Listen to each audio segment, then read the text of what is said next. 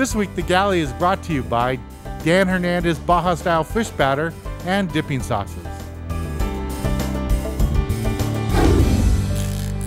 For this week's galley segment, we're in the kitchen of Shelter Cove Lodge here in beautiful Craig, Alaska with Neil. He's a chef here.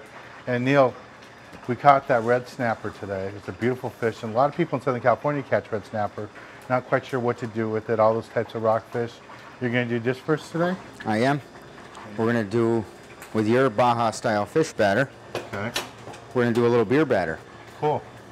So what I do is I don't like to put it in just plain flour. So then you're not adding any flavor to it. So I'll use some of your fish batter mix. Yeah.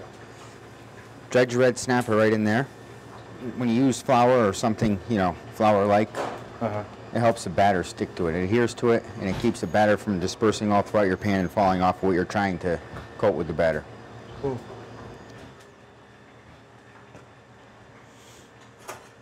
Okay, now what do we do? Now, make sure our oil's hot.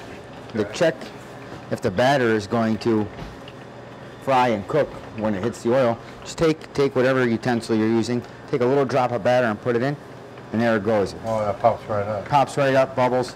That way it's not going to stick. That's a great test.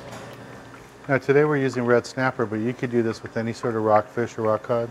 Any sort of rockfish. And just give it a nice little shake. Now when you're frying fish like this, deep frying it or pan frying it like this, can you still make the mistake of overcooking it? Like You can. It's a lot harder to overcook it this way. Because of all the batter? Because the batter and the oil is more or less a moist cooking method. I mean, you can still dry it out, you can still do damage to it, but this is a fairly safe way to do it.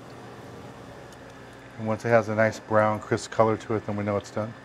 You're going to want to wait a few more minutes. Let it cook 3 or 4 minutes on each side, so you make sure that all the way through is cooked. And people don't have to have a deep fryer, they can just do it like this? You can do it on over medium heat on your stovetop, or there's several household fryers that I'm sure are available at your local market. Oh. That looks great. Smells great. There's nothing like fresh fish. Absolutely not. So this is the fried dish that Neil just did. It's the red snapper that we caught today, but you can do any rockfish at home and do it with. And the batter he used was real simple. It's our Baja style fish batter. You can add beer or water to it. And I'm going to go ahead and sample it with one of my dipping sauces, sweet and spicy. This should be delicious.